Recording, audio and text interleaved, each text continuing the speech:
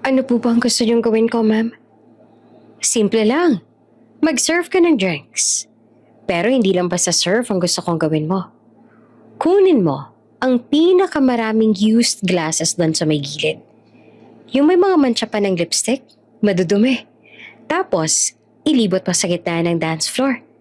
Hayaan mong makita ng lahat kung anong klaseng serbisyo ang ibinibigay mo kay Leo. Ma'am, di po ba mas maganda kung doon na lang po ako sa kitchen? Hindi. Gusto ko makita ka nila para malaman nila kung sino talaga ang totoo mong amo rito. Hayaan mo makita nila na ang damit mo ay dapat lang para sa paglilinis ng mga kalat. Wala nang nagawa si Monique. Ladies and gentlemen, ito si Monique, ang katulong namin. Ang sipag niya, no? Ganyan talaga ang trabaho ng mga taong tulad niya. Sila naglilinis ng mga kalat ng mga taong tulad natin. Monique, dahan-dahan lang, baka matumba ka.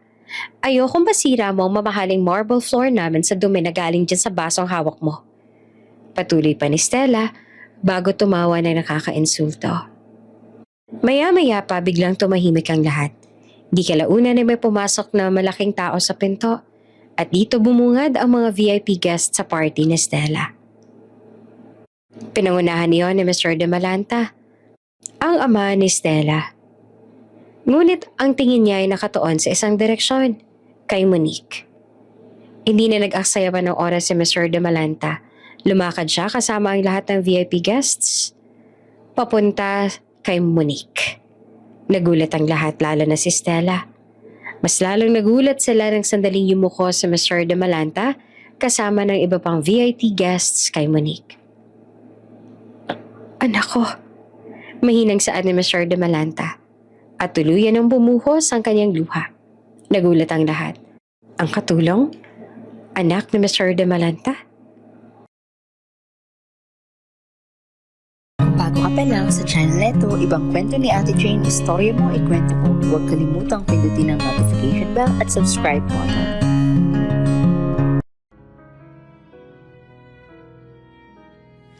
Sa mata ng maraming tao, animo ang isang palasyo na simbolo ng tagumpay at kayamanan, yung napakalaking mansyon ng pamilya nila Leo. Pero para kay Monique, isa lang itong lugar na kailangan niyang panatilihing malinis at maayos araw-araw. Si Monique ang bagong katulong ni Leo Chua, isang young, successful businessman na may-ari ng isa sa malalaking kumpanya sa buong bansa. Mga 3 buwan na siya sa trabaho, pero sanay na siyang gumising ng napakaaga. Habang nagpupuna siya ng mamahaling mga dekorasyon sa sala, napansin niya yung isang nakakatuwang bagay. Sa taas ng bookshelf, may nakasabit na maliit na sticky note. Check the comfort room, Monique. May nakita akong pating kanina. Napangiti si Monique nang mabasa ang note. Alam niya kung sinong may kagagawan yan. Ay nako, si Sir Leo talaga mas kinakailan. Akala mo bata. Bulong niya sa sarili habang tinatanggal ang note. Si Leo, kahit na medyo yaman at napakaseryoso sa trabaho, mong magaan lang ang ugali na meron siya. Hindi siya mahirap pakibagayan. Hindi tulad kapag nasa meeting siya. Hindi siya yung typical na istriktong amo. Sa katunayan nga ay siya yung madalas na nagpapasaya sa umaga ni Monique. Saktong pababa si Leo mula sa hagdan nang makita niya si Monique. Tulad ng nakagawian ay nakasuot ito ng business attire na mukhang handang-handa na para sa isang meeting.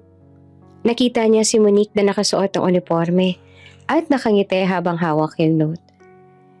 Nakita mo ba yung pating sa comfort room? Bungad ni Leo sa kanya habang pababa na sa hagdan. Ang laki, diba? Paano naman po magkakasya sa toilet bowl yung pating, sir? Sagot ni Monique na animong nagpipigil ng tawa. Nagkibit balikat si Leo sa kanya bago sila nagtawanan muli nang muli na namang magkabiruan. Mukha kang stressed lately, may problema ba sa probinsya? Wala naman po, sir. Sagot naman ni Monique sa kanya bago nag-iwas ang tingin. Mga minor problem na lang na hindi na kailangang problemahin pa. Yan ang gusto ko, walang pakialam sa problema. Saad ni Leo sa kanya bago sila dumiretso sa kusina. Anong niluto mong almasal ngayon? Gaya ho ng dati, sir. Ginisang sardinas na may ampalaya. Dumiretso si Leo sa hapag at agad na napangiwi nang makita yung sardinas. Bumaling siya ng tingin kay Monique. Gusto niya sanang magkomento pero sa halip na gawin iyon ay nanatili lamang na tikom ang bibig niya. Next time, may baka sa ref. Aniya na lang dahilan upang nahihiyang tumango si Monique sa kanya. May natural na kilig moments na Monique at Leo, kahit na alam na lang malaki ang agwat ng isa't isa. Para silang magkaibigan na biglang nagkakailangan. Pero hindi nila ito pinapakita ng direkta. Yung mga biro nila, nagsisilbing tulay sa lahat ng meron sila ngayon. Monique, pakiabot naman ako ng kape oh. Asukal ba yung nilagay mo rito ngayon o asin na naman tulad ng nakaraan? Sir, positive yan. Asukal na yan ngayon. Natatawang saad ni Monique dahilan upang matawa si Leo. Hindi ko na po kayo bibigyan ng asin kasi baka mamaya maulit na naman yung nangyari nung nakaraang linggo. Ayoko na rin naman pang maulit yung pagtakbo sa inyo sa emergency room. Wala namang may gusto nung nangyaring yon. Lagyan mo na lang siguro ng marka para hindi ka nalilito. Bilin ni Leo. Nasa kitchen silang pareho. Si Monique ay abala sa paghahanda ng almusal habang si Leo naman ay naghihintay ng kape. Kinuha ni Monique yung mug na may kape at agad na iniabot kay Leo. Nang iabot niya ang mug, saktong tinignan ni Leo ang phone niya. Hindi niya sinasadya pero bahagyang nagkadikit ang mga kamay nila habang nagpapalitan ng kape at mug. Isang mabilis na sandali lang iyon. Pero pareho silang nakaramdam ng kuryente. Agad na nag-iwas ang tingin si Monique. Ramdam niya ang init sa mukha niya. Sorry sir, mahinang saad ni Monique at nagpatuloy sa pag-aayos ng almusal. Okay lang. Sagot naman ni Leo na para pang biglang may kung anong iniisip. Yung pinapagawa ko sa'yo, Monique, huwag mong kalimutan ha. Pagkatapos noon, naging medyo tahimik sila habang kumakain si Leo. Hindi na sila nagbibiroan. Ang katahimikan ay puno ng kilig at hindi maipaliwanag. Nang matapos si Leo ay saka siya tumayo at naghahanda na para umalis. Monique, salamat ha. Saad ni Leo habang naglalakad patungo sa pinto. Tandaan mo yung mga pinapagawa at saka mga pinapalinis ko sa'yo ha. Mag-iingat ka rito. Ingat din po kayo sir. Good luck po sa meeting. Saad ni Monique habang nakangiti. Lumipas ang mga araw na ganoon ang routine nilang dalawa sa bahay. Mga simpleng interaction na nagiging dahilan upang mas maigi pa silang mapalapit sa isa't isa. Umaga iyon at abala si Monique sa paglilinis. May kailangan siyang buhatin para ilipat sa kabilang kwarto kaya naman kahit nahirap at pwersa niya rin ang sarili niya. Monique, anong ginagawa mo? Tanong agad ni Leo dahilan upang maingat pang inilapag ni Monique yung kahon at agad na pumaling kay Leo na papalapit. Yan ba yung ililipat sa kabila? Tanong pa ni Leo na halatang kagagaling lang sa gym at pawisan pa. Opo sir, medyo mabigat po eh.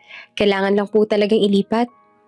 Sagot ni Monique na halos hindi na mabuhat ang kahon. Agad na lumapit si Leo, tinulungan siya ni Monique sa paglipat ng kahon. Ayan, bakit ka ba kasi hindi humingi ng tulong? Boss mo ko. Hindi lang ako basta nag-uutos. Tumutulong din ako basta magsabi ka lang. Saad ni Leo habang magkasama nilang binuhat ang kahon. Naging close sila habang magkasama silang nag-aayos ng mga gamit. Nagtanong si Leo tungkol sa pamilya ni Monique. At nagkwento naman si Monique tungkol sa simpleng buhay niya sa probinsya bago siya napadpad sa Maynila. Ang galing mo, Monique. Ang sipag mo talaga. Hindi ka nagrereklamo kahit ang dami mong ginagawa. Saad ni Leo na humahanga ang tingin. Nasanay na po sir, kailangan mong kumayod eh. Sagot ni Monique at ngumiti ng totoo. Sa sandaling iyon nakalimutan nilang magkaiba ang buhay na meron sila. Boss si Leo at katulong lang siya.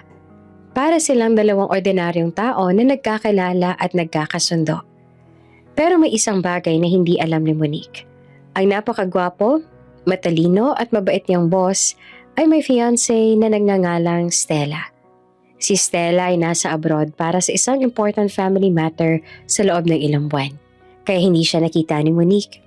At dahil wala pa si Stella, patuloy na nagiging masaya at nagiging maayos yung araw-araw na interaksyon ni Leo at Monique. Isang hapon, mainit ang sikat ng araw sa garden ng mga oras na yon. Nagtanim si Monique ng bagong mga halaman.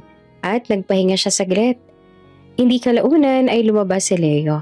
Dala ang 2 tasa ng kape. Coffee break! Oh, eto na yung kape mo, na walang asin. Saad ni Leo na nag-alok ng kape. Umupo sila sa bench ng magkatabi.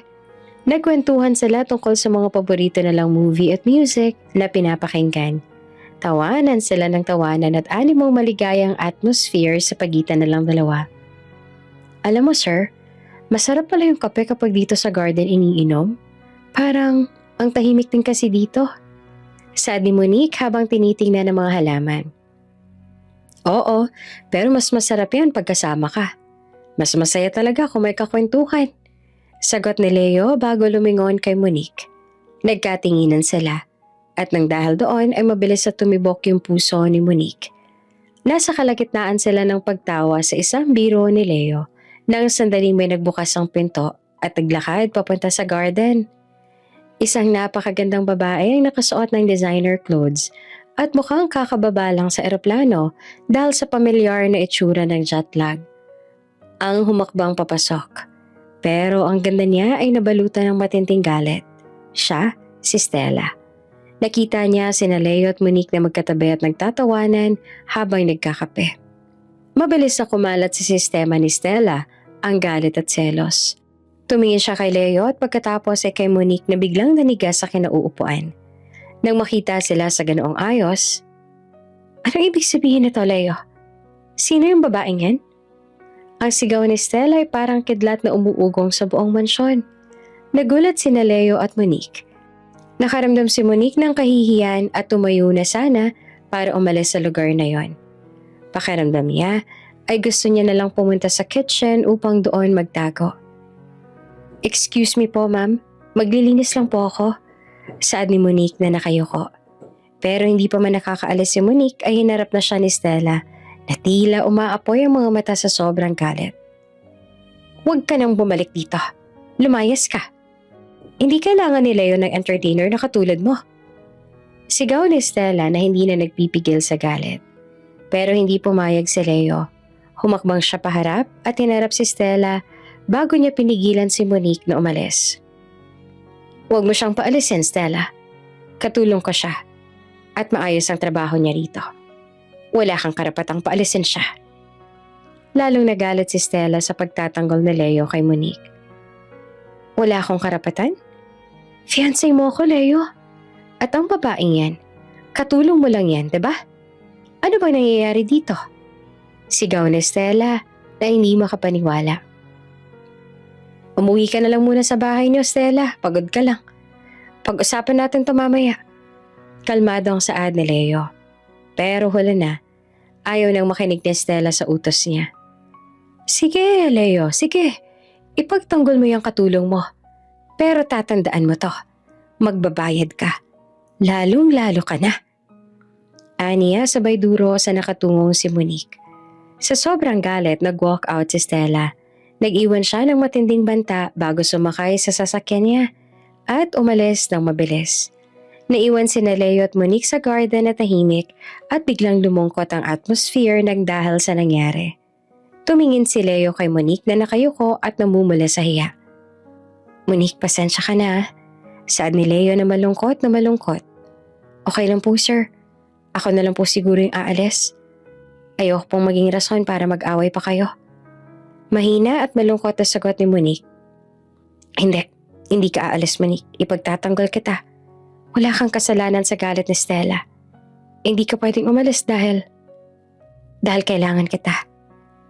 Mariing saad ni Leo bago tumingin ng diretso sa mga mata ni Monique. Sa sandaling iyon, alam ni Monique na kahit ano pa man ang mangyari, may pinag-uugatan na ang nararamdaman niya para kay Leo. At alam niyang si Stella ay hindi pa tapos sa banta niya. Kinabukasan, mabigat ang atmosphere sa kabuuan ng mansyon. Kahit anong paglilinis ang gawin ni Monique, parang hindi maalis yung bigat ng damdamin at tensyon na iniwan ni Stella kahapon. Hindi rin nakatulog ng maayos si Leo sa kaiisip kay Stella. Naghahanda si Monique ng almusal nang lumabas si Leo sa kusina. Hindi ito nakangiti, bagay na hindi niya nakasanayan. Sir, kain na po. Alok ni Monique na kalmado ang boses. Umupo si Leo at agad na tiningnan si Monique. Monique, gusto ko lang ulit na mag-sorry si Inesta ni Stella kahapon. Hindi ko yung ginusto. Sad ni Leo, dahilan upang bahagya pang matawa ng mahina si Monique. Okay lang po, sir. Naiintindihan ko naman po si Ma'am Stella. Kayo po yung fiancé niya, di ba? Kaya siguro, normal lang po na magselo siya. Sagot ni Monique, bago pilit na umiti. Hindi normal yon, Monique. Magkaibigan lang naman tayo. Oo, boss mo ako. Pero wala kasi siyang karapatang sigawan at paalisin ka. Nagtatrabaho ka lang naman ng maayos. Sagot ni Leo na animong seryoso. At tungkol nga pala sa selos, hindi ko rin maintindihan. Alam niya naman na matagal na tayong magkakalala. Hindi ko naman siya pinababayaan. Dagdag pa niya bago nagpahinga ng malalim. Alam mo, totoo niyan. Matagal na kaming may problema eh. Simula nang ma-engage kami parang bigla siyang nagbago. Naging masyado siyang controlling. Masyado siyang mapaghinala. Huwag na po nating pag-usapan ng tungkol doon, sir. Private po yun. Sad ni Monique na animong ayaw makialam sa personal na buhay ng amo. Kailangan natin pag-usapan, Monique, para maintindihan mo at para rin hindi ka matakot sa mawalan ng trabaho. Giit ni Leo. Pero sige, hindi na lang muna sa ngayon. Siya nga pala may sasabihin ako sa'yo. Napansin ni Monique na may dala siyang malaking bag kaya naman hindi niya naiwasang magtaka. Sir, saan po kayo pupunta? Parang ang dami niyo pong dala. Yun na nga sasabihin ko, kailangan ko umalis. Saad ni Leo. May bigla ang business trip na kailangan kong puntahan. Mahaba-haba tong trip na to, mga 3 linggo siguro. Baka umabot pa nga ng 1 buwan. Biglang nalungkot si Monique sa narinig. Ibig sabihin nun, maiiwan siya mag-isa rito? Ganun po ba? Ang tagal naman po pala. Oo, pero kailangan eh. Sobrang laki ng deal na to. Pero huwag ka mag-alala. May maiiwan naman ako malaking advance sa sweldo mo. At nandyan naman si Manang Celia, yung caretaker. Siya na munang bahala sa'yo. Pero ikaw pa rin ang magiging head sa loob ng bahay. Paliwanag ni Leo. Opo sir, mag-iingat na lang po kayo sa biyahe. Saad ni Monique. Sa loob-loob niya, parang may kung anong kumirot sa puso niya. Mamimiss niya yung araw na biruan at mga kwentuhan nila ng amo niya. Ibig bang sabihin nito, tatamlay na yung buhay niya? Salamat Monique, ikaw din. Mag-ingat ka rito. Saad ni Leo. May gusto pa siyang sabihin, pero nag-aalangan siya. Sa huli, nagbigay na lang siya ng isang matamlay na ngiti at tumalikod. Nang paalis na si Leo, mali niyang tinawag si Monique dahilan upang mapabaling sa kanya ang dalaga. Monique, bago ko umalis, may favor sana ako. Ano po yun, sir? Kapag umuwi si Stella at gusto niya magstay dito, hayaan mo. Huwag mo siyang sasalubungin. Pero huwag mo rin siyang haharangin. Alam ko na galit siya sa'yo pero huwag ka nalang makipag-away. Hayaan mo lang siya. Pakiusap ni Leo. Pagbalik ko, kakausapin ko siya ng maayos. Ayoko pang maging rason ka pa sa pag-aaway namin. Pakiusap pa nito sa kanya. Unti-unti namang tumango si Monique sa kanya kahit alam niyang mahirap iyon para sa kanya. Opo sir, gagawin ko po. Aniya. Pagkaalis ni Leo, parang naging napakalaki at napakatahimik ng mansyon. Ramdam ni Monique yung pagkawala ng sigla. Sa kabilang banda, sa isang sikat naman na coffee shop, nakaupo si Stella sa isa sa mga seat doon, kasama niya si Iza, na isa sa mga kaibigan niya. Hindi ko matanggap, Iza. Ang kapal ng mukha ng katulong na yon. Galit na saad ni Stella, hawak ang coffee mug niya. Oh my God, Stella, kalma. Anong katulong ba yung tinutukoy mo? Yung nakita mo lang na nakikipagtawanan kay Leo? Tanong ni Iza. Oo, at pinagtanggol pa talaga siya ni Leo sa harap ko. Sa akin, Iza. Na fiancé niya. Parang gusto ko siyang sunugin sa gitna ng daan. Bulala si Stella. Shh, baka marinig ka ng ibang tao.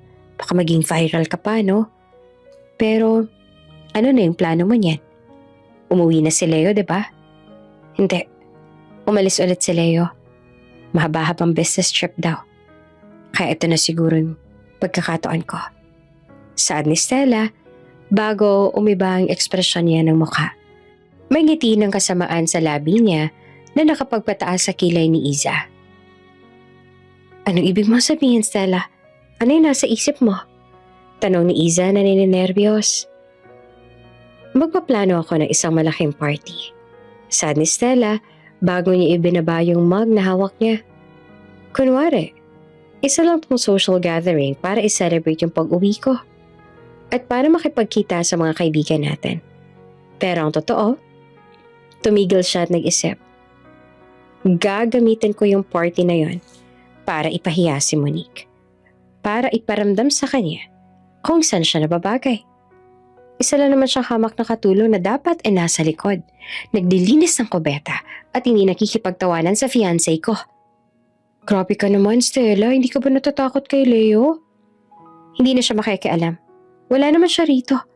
Ipapalabas ko na kailangan ko ng extra help sa party at siya ang kukunin ko. At sisiguraduhin ko sa harap ng lahat ng bisita na gagawin ko siyang clown. Magsiserve siya ng drinks. Pero gagawin niya yun sa pinakamarumi at pinakanakakahiyang paraan na maiisip ko. Pero, paano mo naman siya papipilit na pumunta, Stella? Tanong ni Iza. Doon papasok ang invitation. Sagot ni Stella habang kinukuha ang phone niya. I-extend ko yung special invitation sa kanya. Kunwari, kailangan talaga niya mag-attend dahil utos ni Leo na tulungan ako sa lahat. Kahit wala naman dito si Leo. Susundin niya yon. Kailangan ko manalo dito, Iza.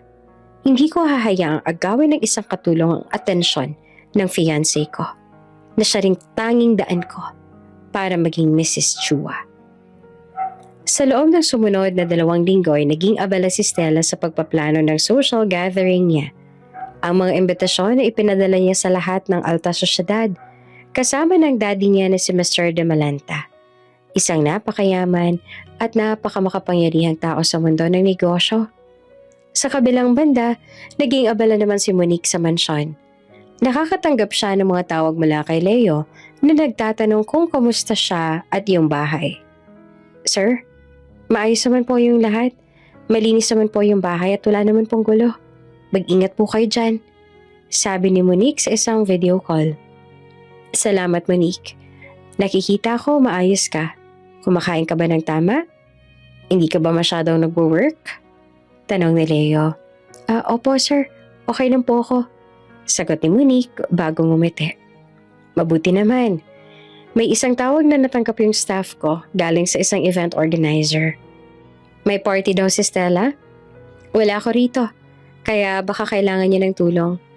Kung hihingi siya ng tulong sa'yo para sa preparation, sige, tulungan mo para walang gulo. Pakiusap ni Leo. Pero wag kang papayag na abusuhin ka niya, ha? Opo, sir. Pero parang hindi na po siya nagpaparamdam, baka abala na po siya sa party planning. Sabi ni Monique. Di mabuti kung ganun. Basta mag-iingat ka at huwag mo akong kakalimutan. Sabi ni Leo na seryoso. Nako sir, paano ko naman kayo makakalimutan? Boss ko po kayo. Kayo po nagpapasweldo sa akin. Kaya po imposible pong makalimutan ko kayo.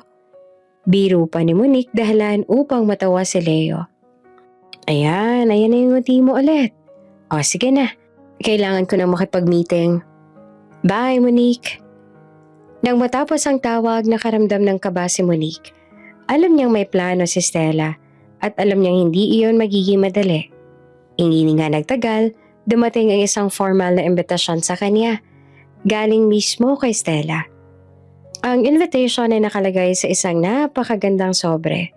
Agad niya iyong binasa at halos mapahinga siya ng malalim nang makita ang laman nito. Imbitasyon ito at sa ibaba ng invitation, may nakita siyang notes doon. Si Stella tungkol sa pagsuot niya ng uniform. Nang mabasa ni Monique ang tungkol sa uniform, alam niya na may masamang balak si Stella. Dahil nga sa sinabi ni Leo na tulungan niya si Stella. At parang walang gulo, pumayag si Monique. Hindi kalaunan ay dumating na yung araw kung saan naman gaganapin ang social gathering ni Stella.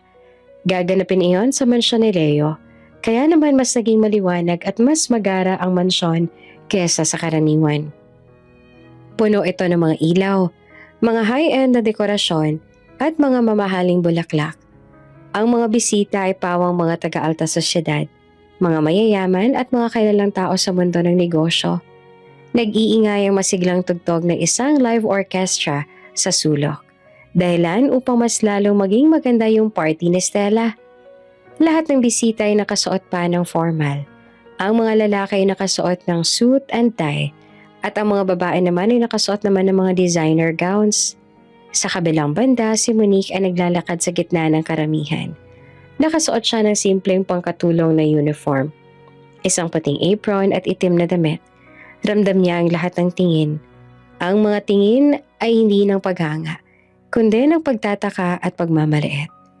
Nasa itaas si Stella, nag-iisa. Nakasuot siya ng isang napakagandang pulang gown. Nakatingin siya kay Monique at sa labi niya ay may ngiti ng tagumpay. Ito yung gabi na inaasahan niya. Ito yung gabi yung gagamitin niya para iparamdam kay Monique ang lugar niya. Lumapit si Stella kay Monique na abala namang nag-aayos ng mga baso sa isang serving table. "Oh, andito ka na pala, Monique." Saad ni Stella pero ang boses niya ay puno ng pangungutya. "Mabuti naman. Akala ko magtatago ka na. Sa laki ng party na to, kailangan namin ng tulong mo." "Opo, Ma'am Stella, utos din po kasi ni Sir Leo na tulungan kita." Sagot ni Monique habang nakayuko. "Good. Alam mo, hindi ito yung normal mong paglilinis ha. Kailangan mo ngayong ipakita sa lahat ng bisita namin kung gaano kang ka-efficient. Sa harap ng lahat." Mariin na sabi ni Stella. "Ano po bang gusto niyong gawin ko, ma'am?" Tanong ni Monique. Ngumiti naman ng matamis si Stella pero yung ngiti ay animong lason na masakit sa mata. "Simple lang. Mag-serve ka ng drinks. Pero hindi lang basta serve ang gusto kong gawin mo. Kunin mo mga pinakamaraming used glasses doon sa may gilid. Yung may mga mancha ng lipstick. Tapos, ilibot mo yon sa gitna ng dance floor. Hayaan mong makita ng lahat kung anong klaseng serbisyo ang ibinibigay mo kay Leo." Utos si Stella. Napanganga si Monique. Ang ibig sabihin ni Stella, ipabuhat sa kanya ang mga maruruming baso. Hindi sa likod patungo sa kusina, kundi sa harap mismo ng lahat ng importanteng bisita. Hindi ba't magpapahiya yun kung gagawin niya? Ma'am, hindi po ba mas maganda kung doon na lang po ako sa kitchen?" Pakiusap ni Monique na hindi makatingin ng diretsyo. "Hindi. Gusto ko makita ka nila. Para malaman nila kung sino talaga yung totoo mong amo rito. Hayaan mong makita nila na ang damit mo ay dapat lang para sa paglilinis sa mga kalat." Sigaw pa ni Stella pero mahina lang para hindi marinig ng iba. Wala nang nagawa si Monique. Kinuha niya ang tray ng maruruming baso habang naglalakad siya sa gitna ng ballroom. Ramdam niya ang init ng hiya. Nakatingin ang lahat ng guests sa kanya na animong nakakahiya ang ginawa niya. Sinimulan na ni Stella ang pagpapahiya. Sinisigurado niyang maririnig ng lahat na nakapaligid sa kanila ang sinasabi niya. "Ladies and gentlemen, tingnan niyo yung babaeng yan." Saad ni Stella sa isang grupo ng bisita habang tumatawa ng malakas. "Eto si Monique, ang katulong namin. Ang sipag niya, no? Ganyan talaga ang trabaho ng mga taong tulad niya. Sila ang naglilinis ng mga kalat ng mga taong tulad natin." Natatawa niyang saad bago bumaling kay Monique na hirap naman sa ginagawa niya. "Monique, dahan-dahan lang. Baka matumba ka. Ayoko masira ang mamahaling marble floor namin sa dumis na galing sa baso na hawak mo." Patuloy pa ni Stella bago tumawa ng nakakainsulto. Namula pa ang mukha ni Monique. Naramdaman niya ang luha na umaakyat sa mga mata niya. Pero ginawa niya ang lahat ng makakaya niya para matigilan lang ang pagtulo nito. "Trabaho mo to, Monique. Para kay Sir Leo. Para wala ng gulo." Aniya sa sarili. Marami sa mga bisita ang nagtataka. Pero dahil alam na lang fiancé ni Leo si Stella, hindi na lang sila nakialam. Nagpatuloy pa si Stella sa pag-uutos kay Monique na mag-serve ng drinks sa hindi magandang paraan. Pinipilit siyang maging alalay sa halip na maging maayos na katulong. Isang matandang babae ang kumuha ng baso kay Monique bago ito nagtatakang napatingin sa kanya at sa paligid. Bakit ikaw lang nagsisurf? Nasaan yung catering staff? Tanong ng matanda. Pasensya na po ma'am, hindi ko po alam. Inutusan lang po ako ni Ma'am Stella. Mahinang sagot ni Monique. Hayaan mo na siya, Tita Mila. Kailangan niya maging busy. Singit ni Stella at ngumiti na nakakaasar. Nang maramdaman ni Monique na hindi niya na kayang kahihiyan, nagsimula siya maglakad patungo sa kusina. Pero bago pa siya tuluyang makaalis, narinig niya ang biglang pagbabago ng music sa mansyon. Biglang tumahimik ang lahat. Hindi kalaunan ay pumasok sa malaking pinto at dito na nga bumungad ang mga VIP guests sa party ni Stella. Sila ay isang grupo ng mga matatanda at makapangyarihang negosyante. Sa gitna nila ay isang lalaki na may katandaan na pero may tindig na para bang isa siyang hari. Siya, si Mr. De Malanta, ang daddy ni Stella. Siya ang isa sa pinakamayaman at pinakarespetadong tao sa buong bansa. Nagulat ang lahat. Alam nilang pupunta si Mr. De Malanta. Pero, ang pagdating niya kasama ang iba pang mga napaka-importanting tao ay isang malaking karangalan. Agad na tumakbo si Stella para salubungin ang tatay niya. Daddy, andito na po kayo. Thank goodness. Akala ko hindi na kayo makakarating. Saad pa ni Stella bago niyakap ang ama. Niyakap din siya ni Mr. De Malanta. Pero ang mga mata niya ay hindi nakatingin kay Stella. Ang tingin niya ay nakatuon sa isang direksyon, kay Monique. Si Monique na nakatayo malapit sa kusina ay nakayuko pa rin, hawak ang tray ng maruruming baso. Hindi na nag-aksaya pa ng oras si Mr. De Malanta. Lumakad siya kasama ang mga VIP guests at hindi na pinansin si Stella. Direktang lumakad siya patungo kay Monique. Nagulat naman ang lahat, lalo na si Stella. Daddy, saan po kayo pupunta? Siya po yung... Pero hindi siya pinansin ni Mr. De Malanta. Nang makarating siya sa harap ni Monique, nagulat ang lahat ng bisita. Kasama si Stella, tiningnan ni Mr. De Malanta si Monique. Hindi siya nagalit, hindi siya nainis. Ang mukha niya ay puno ng pagtataka, pananabik at luha. At ang pinaka-nakakagulat na nangyari ng gabing iyon ay yumuko si Mr. De Malanta kasama ng iba pang VIP guests. Ang yuko nila ay hindi lang basta-bastang pagbate. Ito ay isang yuko ng paggalang sa royalty o paggalang sa isang taong may napakataas na posisyon. Tumigil ang mundo at walang nangahas na magsalita. Nanginginig ang buong katawan ni Monique, hindi niya maintindihan. Bakit nagkakaganyan ang daddy ni Stella? Bakit yumukod sa kanya yung mga taong ito? Si Stella na nasa likod niya ay tuluyang namutla. Nawala ang ngiti niya at napalitan ito ng matinding takot at pagkalito. Tumayo naman ng diretso si Mr. De Malanta at hinawakan niya ang balikat ni Monique. Hindi siya kumibo. Tinitigan lang niya ang mukha ni Monique at para siyang nakakita ng multo. Isang magandang multo na matagal niya nang hinahanap.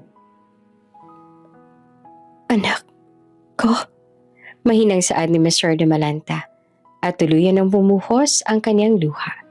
Nagulat ang lahat. Ang katulong?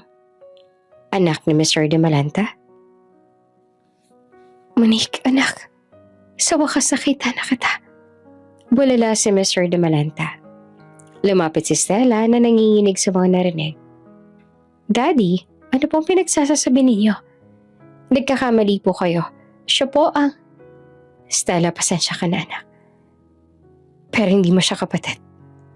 Sabi ni Mr. De Malanta at ang boses niya ay naging seryoso at malungkot.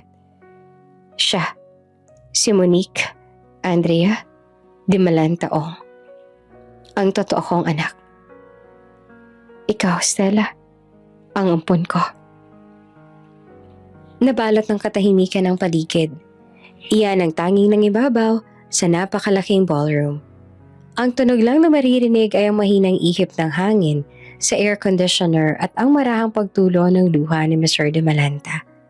Lahat ng mata ay nakatuon kay Monique na nakatayo pa rin, namumutla at hindi pa rin makapaniwala. Hawak pa rin niya ang tray ng maruruming baso.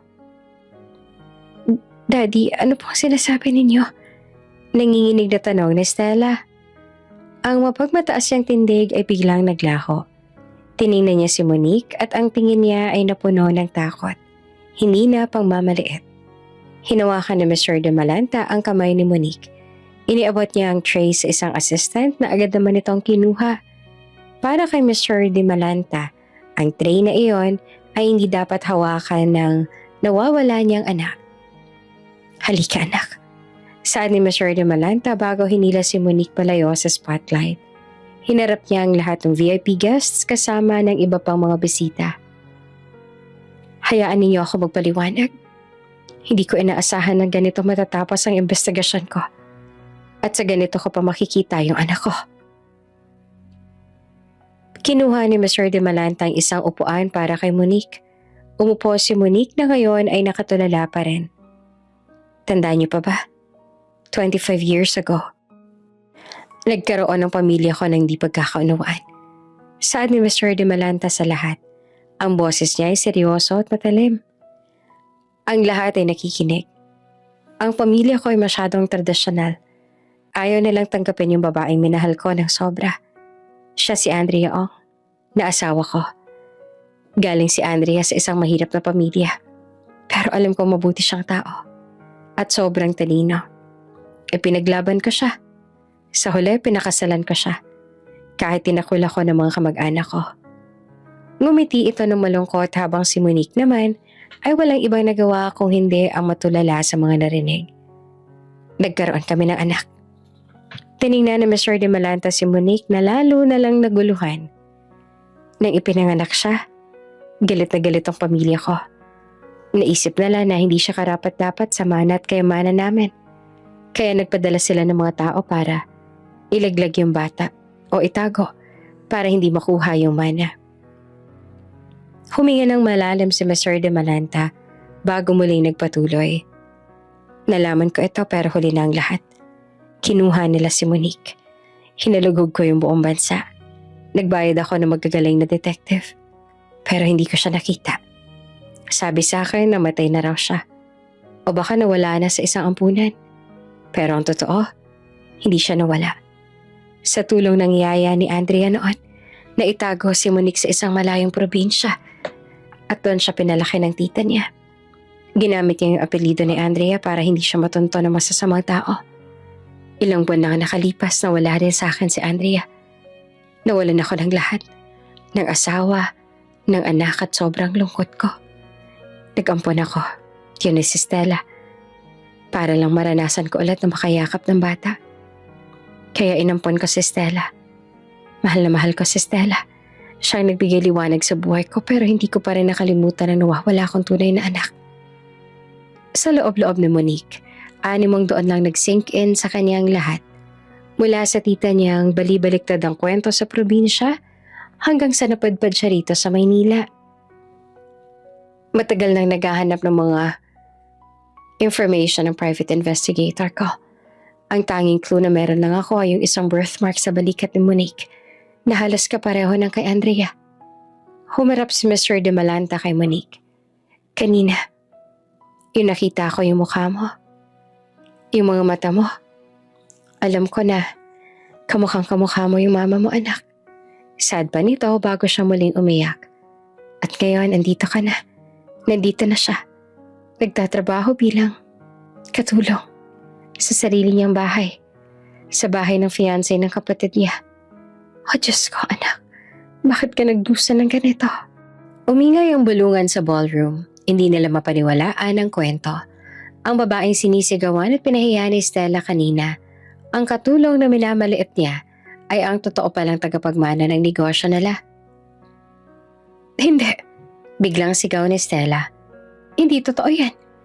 Hindi magandang biro yan, Dad. Ako ang anak mo, di ba? Ako ang dapat na magmana sa lahat. Sinungaling siya. Nagpanik si Stella at dahan-dahan siyang lumapit kay Monique na ngayon ay wala namang ibang nagawa kung hindi ang matahimik. Hindi ka totoong anak ng nanay mo. Hindi ka isang De Malanta. Sigurado ako nagpapanggap ka lang. Sigaw ni Stella at nagtangka siyang sampalin si Monique. Ngunit mabilis naman si Mr. De Malanta. Hinarangan siya agad. Tama na, Stella. Sigaw ni Mr. De Malanta at sa unang pagkakataon, nakita ni Stella ang galit sa mga mata ng tatay niya. Sa loob ng 25 taon, hinanap ko siya. At may pruweba ako ng lahat. Tinawag ni Mr. De Malanta ang isa sa mga VIP guests na si Attorney Sanchez. Attorney, ipakita mo lahat ng papeles. Ang mga DNA tests na ginawa namin sa mga nakaraang buwan. Sa mga babaeng nagpapanggap na siya. Pakita mo. Kunin mo pati birthmark report. Agad na lumapit si Attorney Sanchez sa may dalang folder. Mr. De Malanta, sad ni Attorney Sanchez at nagbigay galang kay Monique. Handa na po kami sa lahat. Nahanap namin ang biological na nanay ni Monique Ong at ang biological na nanay ni Stella. At ang DNA result po ay positive. Monique Ong ay 99.9% anak ni Ginoong De Malanta at positive din ang birthmark match. At tungkol naman kay Stella, patuloy ni Attorney Sanchez. Ang adoption papers niya ay legitimate. Anak siya ng kaibigan ni Ginoong De Malanta na namatay sa isang aksidente. Siya ay legal na ampon ni Ginoong De Malanta. Sa mga salitang iyon, tuluyang gumuho ang mundo ni Stella. Hindi siya makapagsalita. Dalawang nawala sa kanya sa gabi iyon. Ang pagiging tunay na anak ng daddy niya at ang karangalan niya sa harap ng lahat ng bisita. Nakatayo si Monique, hindi na bilang isang katulong kundi bilang isang anak na bigla na lang natagpuan. Lahat ng mga bisita na nangmamaliit sa kanya kanina ay biglang lumapit sa kanya at nang aalok ng pakikipagkamay at humihingi ng tawad sa mga naging asal nila. Hinalikan ni Mr. De Malanta ang noo ni Monique, dahilan upang mapabaling siya ng tingin dito. Mula ngayon, Monique, hindi ka na magiging katulong. Anak kita at ibibigay ko lahat ng mga kailangan mo. Hindi ka na maglilinis ng dumi. Hindi ka na uutusan dahil ikaw na mag-uutos sa kanila. Habang abala naman ang lahat kay Monique, walang ibang nagawa si Stella kung hindi ang tumakas dahil sa pagkapahiya at galit. Ang masama niyang plano para ipahiya si Monique ay bumalik sa kanya ng 10 beses. Mahigit 1 linggo matapos ang nangyari ng gabi iyon, tuluyan ang nagbago ang buhay ni Monique. Hindi na siya naninirahan sa staff quarters. Nakatira na siya ngayon sa isang penthouse na binili agad ni Mr. De Malanta. At nag-aaral na siya ng crash course tungkol sa negosyo ng pamilya.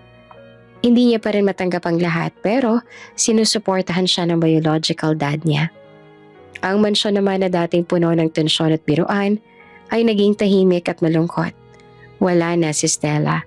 Umalis agad at tumangking kausapin ng kahit sino, lalo na si Mr. De Malanta. Isang umaga, bumalik si Leo mula sa business trip niya. Dumating siya nang walang pasabi. Pagkapasok niya sa bahay ay naramdaman niyang may mali. Walang ingay at wala si Monique na sasalubong sa kanya. Tanging si Manang Celia lang ang nasa kitchen. Manang Celia, I'm home. Masiglang bati ni Leo. Nasaan si Monique? Si Stella, nasaan? Lumapit si Manang Celia at ang mukha niya ay puno ng lungkot. Sir Leo, buti naman at nakauwi na kayo. Marami pong nagbago nung nawala kayo eh. Anong ibig mo sabihin, Manang? Bakit ang nahimik yata dito? May problema ba? Tanong ni Leo na nagsisimula ng kabahan. Si Ma'am Stella po kasi umalis. Umalis po siya pagkatapos ng party niya. Sagot ni Manang Celia. Party? Anong party? Hindi niya naman sinabi sa akin. At bakit siya umalis? Nasa naman si Monique, hindi siya umalis, diba? Sabi ko wag siyang aalis. Magkasunod na tanong ni Leo. Hindi po umalis si Monique, sir. Pero hindi na siya katulong. Mahinag sa ni Manang Celia. Ha? Ano yun, Manang? Nag-resign ba siya? Sino naman yung bago kong katulong? Kailangan ko si Monique. Natatarantang sagot ni Leo. Uminahon po kayo, sir. Ang totoo po kasi, anak daw po pala ni Mr. De Malanta si Monique. Siya po yung tunay na anak ni De Malanta. Si Stella po, ampon lang. Parang bombang sumabog sa tenga ni Leo ang narinig niya.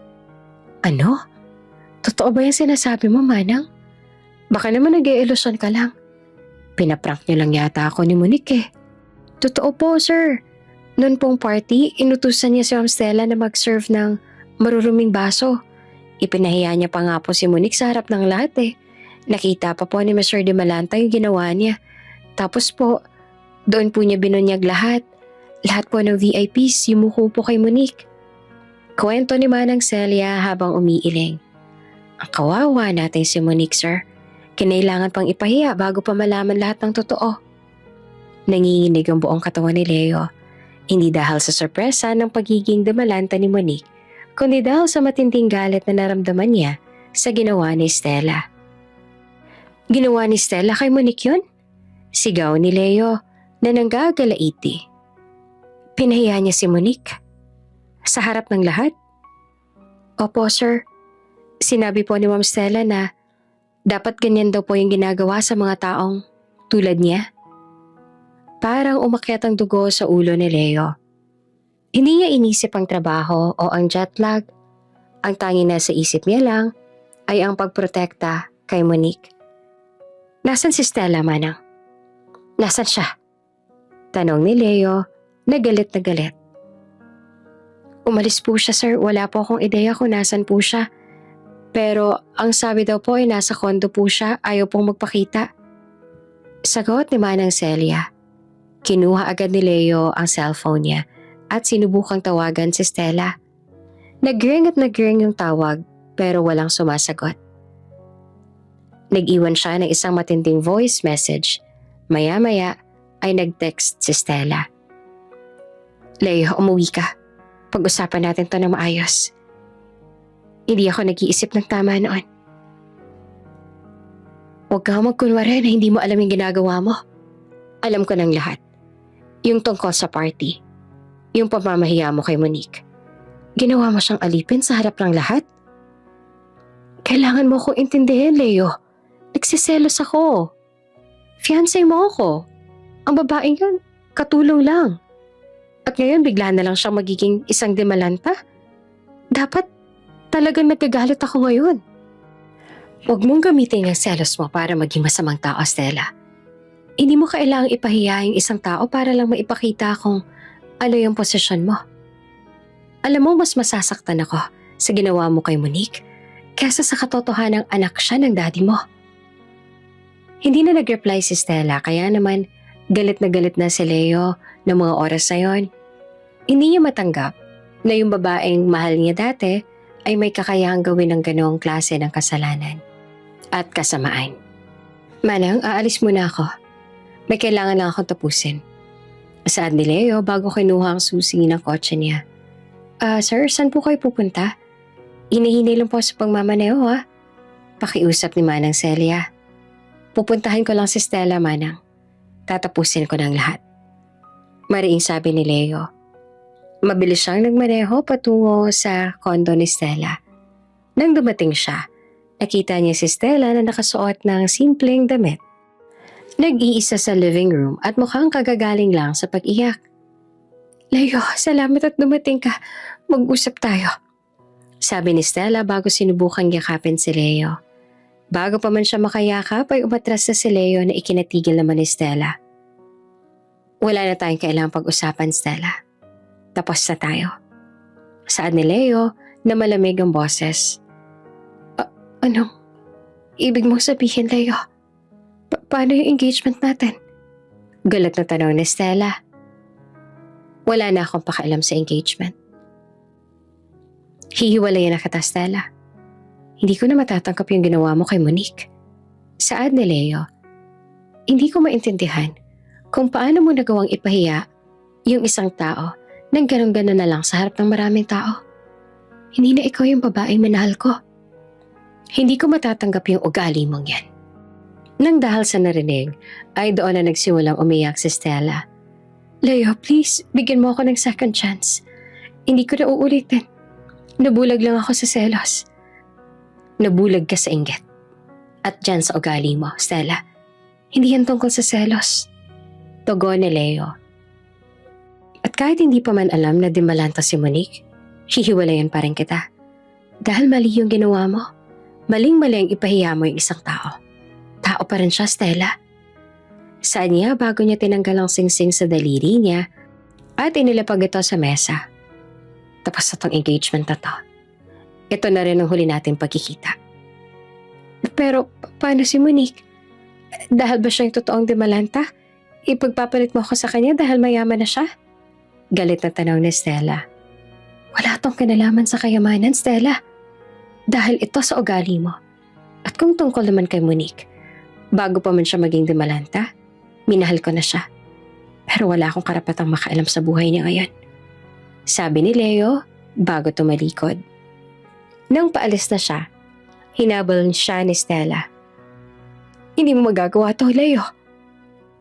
Hindi mo ako iiwan. Mawawalan ako ng lahat. Ikaw naman ang may gawa niyan, Stella. Ginusto mo yan. Saad ni Leo bago tuluyang umalis. Nagmaneho si Leo palayo. Mabigat ang puso niya. Pero alam niyang tama ang desisyon niya. Hindi niya kaya magkaroon ng asawa na kayang gawin ang ganoong kasamaan sa kapwa. Lalo na sa babaeng wala namang kinalaman tulad ni Monique. Ngayon, handa na siyang harapin si Monique. Handa na siyang sabihin sa kanya ng nararamdaman niya. Ngayon na pareho na silang malaya.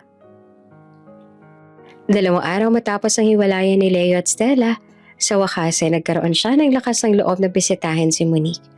Humingi siya ng address kay Manang Celia at nagtungo sa bagong penthouse. Ang penthouse ay moderno at napakagara, bagay sa isang Dimalantang tulad ni Monique. Nang makita niya si Monique, napahinto siya. Nakasuot si Monique ng simpleng puting damit, pero may elegante at pino na siyang aura. Ang dating katulong ay isa ng ganap na babae ng alta sosyedad. Pero ang mga mata niya ay nananatili pa ring malungkot. Monique, bati ni Leo na malambing ang boses. Sir Leo, ngumiti si Monique pero pilit.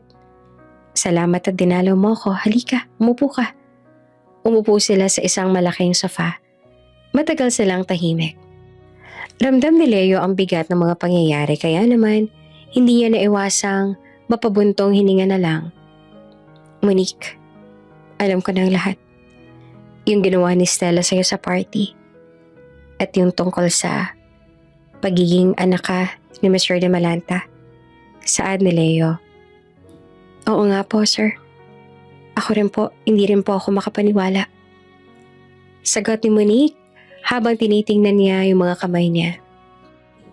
Hindi ko alam kung paano ko haharapin tong biglang pagbabago. Mula sa paglilinis ng baso. Ngayon ako na raw yung kailangang sundin ng mga tao. Huwag kang mag-aalala, magiging maayos ka. Matalino ka, Monique, at mabait kang tao. Kaya deserve mo lahat ng to.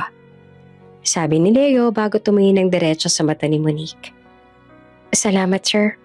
Ang totoo po niyan, masaya po ako na ikaw po ang unang tao na nagsabi sa akin yan. Ang hirap po pala ng ganito, no? Pakiramdam ko, panaginip ko lang lahat ng to tapos bandang huli, magigising ako na katulong na naman. Biro ni Monique na pilit na pinapagaan ang atmosphere. Monique, hindi ka nakatulong. At wala ka ng amo ngayon. Sad ni Leo bago huminga ng malalim. Pero may gusto pala ako sabihin sa'yo. Tapos na kami ni Stella. Tumingin si Monique kay Leo. Alam niya nang sasabihin ni Leo. At nang dahil sa narinig ay nagsimulang bumilis ang tibok ng puso niya. Monique, noong nakaraang buwan, habang nagbibiruan tayo at nagkakape sa garden, hindi ko yan nakalimutan. Nagsimulang magkwento si Leo, nagseryoso na. Hindi ko maintindihan. Fiancé ko si Stella pero ikaw naman yung palagi kong hinahanap. Ikaw yung nagpapasaya sa akin. Yung simpleng pag-abot ng kamay natin habang inaabot mo yung kape, pakiramdam ko gusto ko nang tumalon sa sobrang tuwa. Ngumiti naman si Monique. Hindi niya napigilan ang sarili na mapangiti. Yung kilig na nararamdaman niya noon, ramdam niya ulit ngayon. Kaya nga nung umalis ako, araw-araw kitang tinawagan. Hindi lang yun para sa bahay, kundi para marinig ko yung boses mo. Patuloy pa ni Leo. Kaya nung malaman ko yung ginawa ni Stella sa'yo, doon ko naintindihan na kailangan kong tapusin ang lahat. Kaya Monique, hiwalay na kami ni Stella. Hindi ko na kayang ugali niya. Tinitigan ni Leo si Monique at ang mata niya ay puno ng pag-asa at pagmamahal sa dalaga. Ngayon, pareho na tayong single at malaya. Monique, hindi ko alam kung paano ko 'to sasabihin pero mahal kita. Matagal na. Alam ko na. Mahirap yung sitwasyon natin ngayon. Pero handa akong ipaglaban ka. Handa akong maghintay. Saad ni Leo bago pa kinuha ang kamay ni Monique. Naiyak naman si Monique. Ang matagal niya ng pangarap, unti-unti nang nagkakatotoo. Ang lalaking mahal niya, inamin na rin na mahal din siya. Leo, salamat. Mahinang sagot ni Monique bago pinunasan ang luha niya. Matagal ko rin hintayan pero hindi ko kaya. Nang dahil sa narinig ay unti-unting bumagsak ang balikat ni Leo sa lapis sa dismaya sa narinig. Hindi mo kaya? Anong ibig mong sabihin, Monique? Ayaw mo ba sa akin? Akala ko ba pareho tayo ng nararamdaman? Pareho tayo ng nararamdaman, Leo, oo. Mahal din kita. Pag-amin ni Monique. Pero hindi ko kaya. Hindi sa ngayon. Bakit? Dahil ba sa nagbago na yung buhay mo? Dahil ba sa hindi na ako yung sir mo na nagbibiro sa'yo? Tanong ni Leo na naguguluhan. Hindi, Leo. Hindi dahil dyan. Saad ni Monique bago huminga ng malalim. Tumingin siya kay Leo ng may matinding awa at lungkot. Leo, tingnan mo yung nangyari kay Stella. Dagdag ni Monique na ang boses ay puno ng simpatsya. Sa isang gabi lang, nawala lahat sa kanya. Yung pagiging tunay na anak ng Damalanta. Yung karangalan niya sa harap ng lahat. Tapos pati ikaw, bigla mong hihiwalayan. Pero deserve niya yon, Monique. Pinahiya ka niya, sinaktan ka niya. Hindi ba't ito yung karma niya? Giit ni Leo na medyo galit. Di ko naman ginusto yun, Leo. Ang totoo niya, naaawa ako sa kanya. Kahit anong sama na ginawa niya sa akin, siya pa rin naman yung ampon na anak ng papa ko. Bigla na lang siya nawalan ng pag-asa. Nawala lahat sa kanya. Walang-wala na siya ngayon. Saad ni Monique bago siya malungkot na yumuko. Hindi ko kayang maging dahilan para mas lalo pa siyang magdusa. Hindi ko kayang maging trophy mo na kinuha mo sa kanya agad-agad pagkatapos mo siyang iwan. Hindi ako papayag na pumalit sa pwestong siya dapat ang naroon. Ayoko ng rebound, Leo. Ayoko maging rebound. Tumayo si Monique at tiningnan si Leo nang may matinding pagmamahal pero may distansya. Leo, bigyan mo ng oras si Stella. Hayaan mo siyang mag-isa muna. Mag-isip. At tanggapin yung katotohanan. Hayaan mo siyang hanapin ang sarili niya nang hindi nakasalalay sa pagiging Damalanta o sa pagiging asawa mo. Pakiusap ni Monique. At ako, kailangan ko rin bigyan ng oras ang sarili ko. Hindi ko pa lubos na naiintindihan yung buhay na meron ako ngayon. Kailangan kong lumaki. Kailangan kong matuto. Hindi ito yung tamang panahon para sa atin. Dagdag pa ni Monique na baka sang boses ang lungkot. Huminga ng malalim si Monique. Ito yung pinakamahirap na desisyon niya sa buong buhay niya. Kahit gusto ka Leo, iiwas ako. Hindi kita tatanggapin sa ngayon. Hindi pa sa ngayon. Aniya pa. Masakit ang mga salita ni Monique kay Leo. Ramdam niya ang pagmamahal ng mga mata ni Monique pero malinaw na malinaw ang pagtanggi niya sa bawat salitang binitawan niya. Ibig sabihin gusto mong bumalik ako kay Stella, ganun ba? Tanong ni Leo na nalilito. Hindi, Leo. Gusto ko lang na bigyan mo siya ng space. At bigyan mo yung sarili mo ng space. Hindi ko naman sinabing magbalikan kayo. Sinabi ko lang na maghintay ka. Mariing sabi ni Monique. Kung totoo ang nararamdaman mo para sa akin, makakapaghintay ka. Nalungkot si Leo. Naiintindihan niya ang desisyon ni Monique at lalo pa siyang humahanga sa dalaga sa sinabi nito. Pero hindi niya maitatanggi na masakit yung rejection ni Monique sa pag-amin niya. Sige Monique, naiintindihan ko. Saan ni Leo bago tumayo at niyakap si Monique sa huling pagkakataon. Isang yakap na puno ng lungkot, pag-asa at paggalang sa desisyon ng dalaga. Maghihintay ako, Monique. Mahinag saad ni Leo. Pero huwag mo akong paasahin. Hindi, Leo. Nagpapakatotoo lang ako. Sagot naman ni Monique bago ngumiti ng matamlay. Umalis si Leo, dala ang sakit ng pagtanggi. Pero bitbit din niya ang pag-asa na handa siyang maghintay para kay Monique. Si Stella naman ay nag-iisa sa minimalist niyang kondo. Ang dating buhay na puno ng kulay at karangyaan ay napalitan ng katahimikan at kalungkutan. Nawala ang lahat sa kanya. Ang pagiging tunay na demalanta, ang karangalan niya sa lipunan, at ang fiancé niya na si Leo.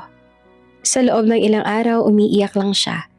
Wala siyang makuhang kaibigan na makikinig sa kanya dahil lahat sila ay abala sa pag-alok ng pakikipagkaibigan kay Monique. Nawalan siya ng pag-asa. Paano nangyari to? Bakit ako? Bakit yung katulong pang yun? 2 beses akong nawalan sa isang gabi. Bulong niya sa sarili habang nakatingin sa kisame. Ang cellphone niya ay puno ng mga unanswered calls at messages mula kay Mr. De Malanta na humingi ng tawad at nag-aalok ng suporta. Pero ayaw ni Stella na makipag-usap. Hindi niya matanggap na si Monique yung babaeng pinahiya niya, ang tunay na anak ng daddy niya na mahal niya. Isang hapon nakaupo lang siya, nakatulala ng may kumatok. Nagulat siya. Wala naman siyang inaasahang bisita. Sino yan? Tanong niya sa malungkot na boses. Ako to, Stella, si Dave. Sagot ng boses mula sa labas. Si Dave ay matalik na kaibigan ni Leo. Isang matalino at mapagkumbabang negosyante rin. Noon pa man nakikita niya na yung ganda at talino ni Stella. Pero alam niyang malapit na itong ikasal kay Leo kaya hindi na siya umimik. Nag-alangan si Stella pero binuksan niya ang pinto. Nakita niya si Dave na may dalang maliit na paper bag ng pagkain. Dave, bakit ka nandito? Si Leo ba yung nagpadala sa'yo? Tanong ni Stella. Namukha namang pagod. Hindi Stella, ako lang. Sagot ni Dave na malumanay ang boses. Nabalitaan ko yung nangyari. Yung tungkol sa party, kay Monique, at kay Leo. Hindi ako nagpunta rito para manghusga. Mabuti pa wag na lang. Sabi ni Stella at sinubukan niyang isara ang pinto. Pero pinigilan ni Dave. Teka lang Stella. Alam kong galit ka pero wala akong kinalaman dito. Hindi ko alam kung kumain ka na. Nagluto lang ako ng adobo. Alam kong paborito mo yan. Naramdaman naman ni Stella ang gutom. Hindi siya kumakain ng maayos sa loob ng ilang araw. Hinarap niya si Dave at nakita niya ang sinseridad sa mga mata nito. Pasok ka. Sabi ni Stella at nag-iwan ng espasyo. Umupo naman si Dave sa sofa. Inilapag niya ang pagkain sa mesa. Ang amoy ng adobo ay nakakaengganyo dahilan upang kumalampa ang sikmura niya noong mga oras na yon. Kumain ka muna. Alok ni Dave.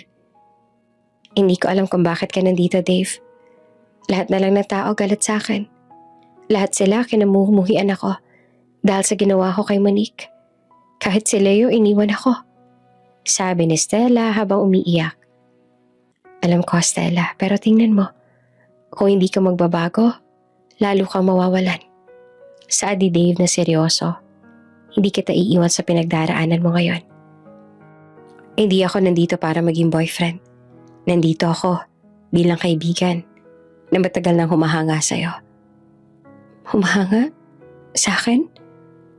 Sa taong pinahiya yung isang katulong at pinakawalan ng fiancé niya? Tanong ni Stella na nagulat. Hindi ko hinahangaan yung ginawa mo kay Monique. Walang may gusto nun. At alam mo yon sa sarili mo. Pero hinahangaan ko yung ganda mo. Yung talino mo sa negosyo. At yung passion mo. Iyan ang nawawala sa'yo ngayon. Paliwanag ni Dave. Hindi ko alam, Dave. Walang-wala na ako. Yung pangalan ko. Yung apelido ko nawala. Yung future ko nawala. Sabi ni Stella na umiiyak. Hindi totoo yan, Stella. Hindi ang apelido ang nagde-define kung sino ka, kundi ang ugali mo. Mariing sabi ni Dave. Kailangan mong maging humble. Kailangan mong tingnan yung sarili mo sa salamin. At tanungin mo na bakit ko ginawa yun. Gusto mo bang maging masamang tao habang buhay? Tahimik si Stella at pinakinggan niya ang sinabi ni Dave. Walang panghuhusga, walang sermon. Tanging comfort at matapang na katotohanan ang narinig niya. Galit ako kay Monique, Dave. Galit ako sa karma. Sabi ni Stella at huminga ng malalim. Hindi yan karma, Stella. Pagkakataon to. Sabi ni Dave bago kinuha ang kamay ni Stella. Pagkakataon para magbago. Hindi ka na demalanta. Okay? Sino ka ngayon? Sino si Stella na walang apelido ng tatay niya? Kailangan mong alamin yan. Unti-unti nagsimulang kumain si Stella. Sa bawat kagat ng adobo, parang unti-unti niyang natatanggal ang bigat sa dibdib niya.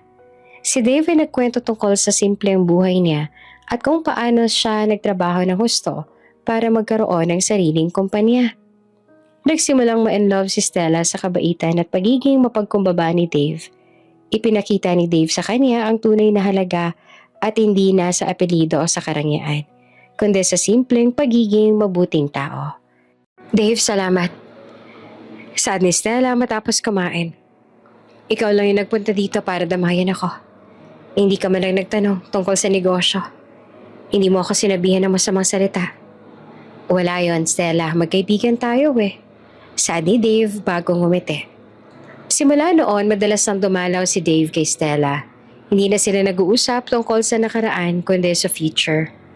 Tinuruan ni Dave si Stella kung paano maging humble, kung paano maging mabait sa ibang tao, at kung paano pahalagahan ng simpleng buhay. Isang hapon, habang naglalakad sila sa isang parke, biglang nagsalita si Stella. Dave, naaalala mo ba yung ginawa ko kay Monique? Yung kahihiyan na ginawa ko sa kanya? Oo, Stella. Pero huwag mo na masyadong isipin yun. Sabi ni Dave. Hindi, kailangan kong isipin yun. Mali yun. Mali na pahiya ko siya. Mali ang tiningnan ko siya na mas mababa sa akin. Ang yabang ko noon, Dave. Hindi ko maintindihan kung paano niya nagawang maging noble at iwasan si Leo. Para lang bigyan ako ng oras. Sabi ni Stella na nag-iba ang tingin sa buhay. Ayan. Ayan ang pagbabago. Stella, nakikita ko na.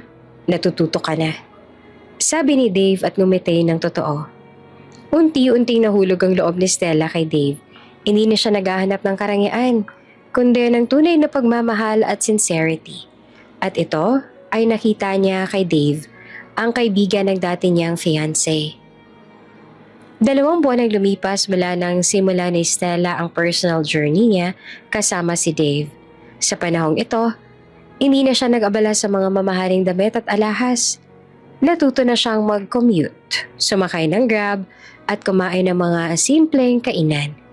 Ang dating arroganteng si Stella ay napalitan ng isang mapagkumbaba at kalmadong babae. Si Dave ang naging tuloy niya sa pagbabagong ito. Sila na ni Dave. Ang relasyon nila ay hindi na nakabase sa pera o pangalan, kundi sa tunay na pagmamahalan at respeto. Sigurado ka ba talaga dito, Stella? Tanong ni Dave habang nagmamaneho sila patungo sa opisina ni Monique. Oo, Dave. Kailangan ko tong gawin. Sagot naman ni Stella na nakasuot ng isang simpleng business casual attire pero may determination sa mga mata niya.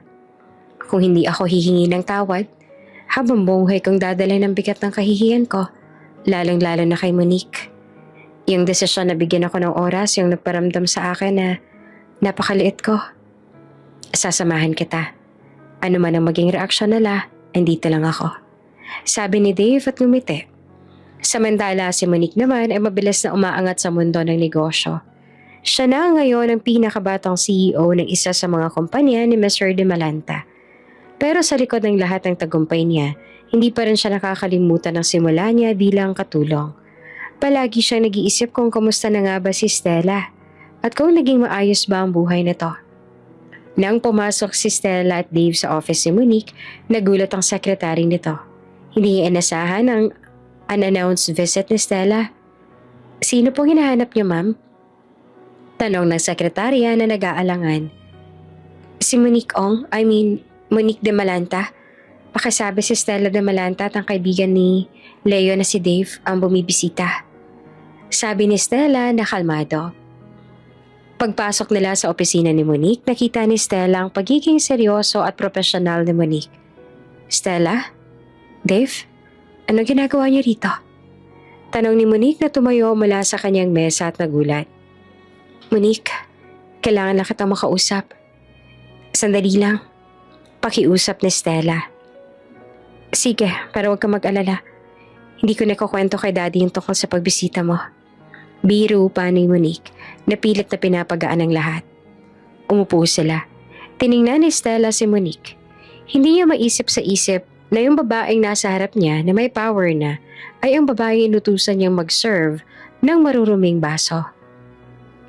Monique, andito ako para humingi ng tawad. Panimula ni Stella na nanginginig ang boses. Hindi ko alam kung paano gagawin ko. Walang salita ang nakapagpaliwanag sa sobrang kalalaan at kasamaan na pinakita ko sa'yo sa party. Ginawa kitang katawa-tawa sa harap ng lahat. Ilutusan kitang mag-serve ng maruruming baso. Dahil lang sa gusto kong ipamukha sa'yo na mas mababa ka kaysa sa akin. Mali yung ginawa ko. At pasensya ka na ha. Sobra-sobra. Saad ni Stella at tuluyan ng bumuhos ang luha. Hindi naman inasahan ni Monique ang ganoong klase ng pag-amin. Tumayo siya, lumapit kay Stella. Stella, salamat at sinabi mo yan. Sabi ni Monique at niyakap niya si Stella. Nagulat si Stella sa yakap. Hindi mo naman kailangan mag-sorry. Matagal na kitang pinatawad.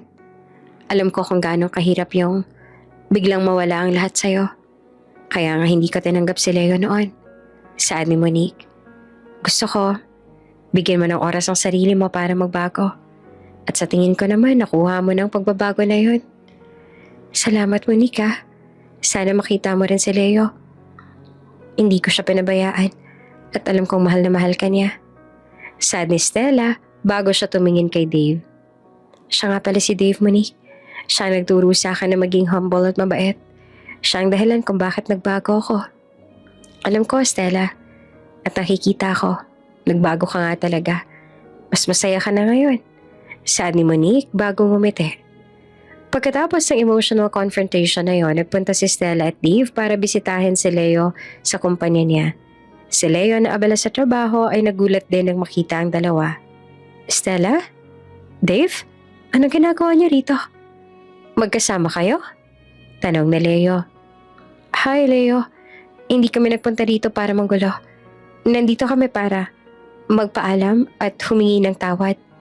Sabi ni Stella na kalmado. Ako muna, Leo. Sabi ni Dave. Leo, alam kong mahirap ang sitwasyon. Pero hindi ko rin inasahan na mahuhulog ang loob ko kay Stella. Pero ang totoo niyan, mahal ko siya. At mahal niya rin ako. Hindi kami nagtatago. Hihingi lang sana ako ng permiso mo bilang kaibigan na maging masaya sa piling niya. Dave, salamat. Sabi ni Leo at ngumiti ng totoo. Matagal naman na kaming tapos si Stella. Kung ikaw makakapagpabago sa kanya at makakapagpapasaya, wala akong problema dyan. Masaya ako para sa inyong dalawa. Salamat, Leo. Sabi ni Dave. Muli ay hinarap ni Stella si Leo. Leo, pasensya na talaga sa lahat. Sa party, sa ugali ko at sa pagiging controlling ko. Alam ko hindi ko na maibabalik ang lahat pero masaya ako na naging tapat ka sa akin. At sa nararamdaman mo. Salamat at hindi mo ako pinabayaan sa kalungkutan kahit hindi mo ako binalikan. Sad naman ni Stella. Okay lang, Stella. Ang mahalaga, masaya ka na ngayon at natuto ka na. Sagot ni Leo. Ang tatlong tao na dati nagkakagulo at may love triangle ay naging magkaibigan ulit. Ang galit ay napalitan ng pagpapatawad at pagtanggap. Sila na ni Dave. Sige na, Leo, aalis na kami. Pupunta na kami sa Baguio, magbabakasyon. Sabi ni Dave. Sige, mag-ingat kayo. At sana makita mo na si Monique ulit. Sabi ni Stella na nakangiti. Maghihintay ako, Stella. Kailangan ko lang maging deserving para sa kanya. Saad ni Leo. Mabilis na lumipas ang 2 taon. Sa panahong ito, nagbago lahat ng mga bagay-bagay. Si Monique ay hindi na lang basta anak ni Mr. de Malanta. Siya ay kinikilala bilang si Monique Andrea de Malanta Ong, ang henyong young CEO na nagpapatakbo ng Ong de Malanta Foundation at ang ilang subsidiaries ng de Malanta Group of Companies. Sa loob ng 2 taon, ginugol ni Monique ang oras niya sa pag-aaral, pagtatrabaho at pagbabago ng persona niya. Ang dating simpleng katulong ay nagtataglay na ngayon ng aura ng kapangyarihan at grace. Pero sa loob ng opisina niya, nananatili siyang mapagkumbaba at approachable. Isang hapon, kausap niya ang dad niya na si Mr. de Malanta. "Dad, tingnan mo yung financial report na to." Saad ni Monique, hawak ang isang tablet. "Masyadong malaki yung expense natin sa logistics. Gusto ko mag-invest sa in-house na sistema. Mas makakatipid tayo at mas magiging efficient kung gagawin natin yon." "Gusto ko yan, Monique. Sa totoo lang, mas magaling ka pa nga sa akin." Saad ni Mr. de Malanta bago tumawa. "Sa loob ng 2 taon, nakita ko na kung gaano ka kahusay. Hindi lang ang dugo mo ang dumadaloy sa'yo, kundi ang talino at grit ng nanay mo na si Andrea." "Salamat, Dad." Ngumiti naman si Monique. "Pero hindi ko pa rin po nalilimutan yung sinabi ko noon sa sarili ko na hindi ako magiging arogante kahit na anong mangyari. Hindi ko hahayaan na kainin ako ng kapangyarihan at kayamanan. Iyan ang dahilan kung bakit mahal ka ng mga tao, Monique. Pati mga empleyado, gustong-gusto ka." Sabi ni Mr. de Malanta. "Pero anak, si Leo, kamusta na kayo? Wala ka na bang balita sa kanya?" Biglang nagbago ang ekspresyon ni Monique nang marinig ang pangalan ni Leo. "Dad, nag-iwan ako ng message sa kanya. Ang sabi ko maghihintay ako pero hindi ako mangangako." Aniya bago siya malungkot na ngumiti sa ama. Si Leo naman ay naging workaholic sa loob ng 2 taon. Ang sakit ng paghihiwalay nila ni Stella at ang sakit ng pagtanggi ni Monique ay ginamit niya bilang inspirasyon para maging mas matagumpay. Nagpalago siya ng negosyo niya, nag-invest sa technology at green energy. Ang kumpanya ay naging global competitor. Isang gabi, kasama niyang matalik niyang kaibigan na si Dave, nakasama si Stella. "Dude, ang dami mong napalaro ng awards ha." Pati ni Dave habang nagiinom sila sa isang simpleng rooftop bar. "Ang galing mo. Siguro magiging bilyonaryo ka na bago mag-30. "Aba, bilyonaryo na yata yan si Dave." Biro ni Stella na masayang masaya na ngayon kasama si Dave. "Hindi ko yung ginagawa para sa pera, Dave. Ginagawa ko to para mapatunayan ka sa sarili ko na karapat-dapat ako." Sabi ni Leo na seryoso. "Nakarapat-dapat ako sa babaeng minahal ko. Sa babaeng nagturo sa akin ng humility at noble love." "Si Monique ano?" Tanong ni Stella. "Oo, Stella. Si Monique." Pag-amin ni Leo. "Sinabi niya sa akin na kailangan ko munang bigyan ng oras. Ginawa ko yun. Sinabi niya na kailangan ko munang maging mas mature. Ginawa ko rin yun." "Pero 2 taon na rin, Leo. Hindi ka ba nag-try makipag-communicate sa kanya?" Tanong ni Dave. Hindi ko pa ginagawa. Sinunod ko lang yung sinabi niya. Nahintayin ko lang na siyang kusang magpakita sa akin. Sabi niya, kung totoo yung nararamdaman ko para sa kanya, makakapaghintay ako. Kaya eto, naghihintay ako. Sagot ni Leo. "Grabe ka, Leo, ang galing mo rin." Sabi ni Stella na nakangiti. "Pero sa tingin ko, handa na si Monique. Nakita ko siya last month sa isang business conference. Ang ganda niya at ang powerful pa ng aura niya. Magkapareho na kayo ng status ngayon. Hindi ka na lang niya boss, equal na kayo." Iyan ang gusto ko.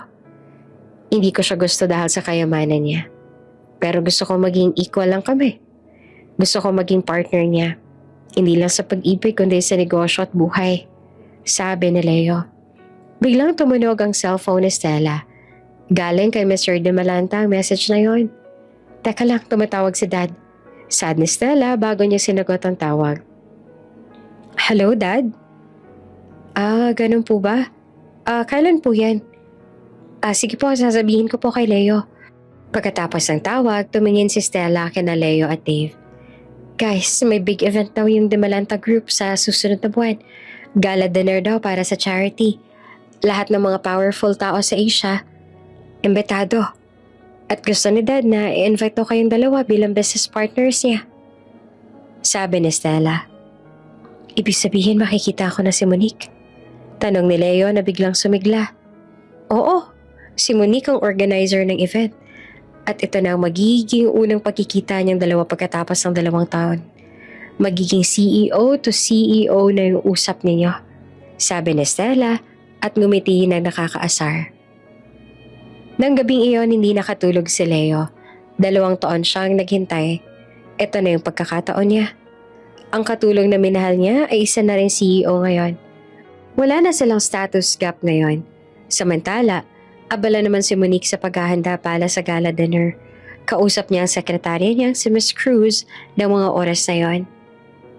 Miss Cruz, siguraduhin mong maayos yung seating arrangement, sabi ni Monique. Opo, Ma'am Monique, pero may isang guest po na nag-confirm ng attendance sa familiar po sa inyo, si Mr. Leo Chua po. Saad ni Miss Cruz na nag-aalangan. Ngumiti naman si Monique. Pero pilit iyon. Si Leo. Oo, matagal ko na siyang hindi nakikita. Sikat na pala siya ngayon. $1 billion company na ang sa kanya. Saad niya. Opo, ma'am. Ang tanong po, saan po siya ilalagay? Kasama po ba siya ni Sir Dave at Ma'am Stella? Huminga ng malalim si Monique. Huwag mo ilalagay si Leo sa table na Dave at Stella. Ilagay mo siya sa presidential table. Katabi ko. Mariing saad ni Monique at ang ngiti niya ng mga oras na yon ay puno ng pag-asa.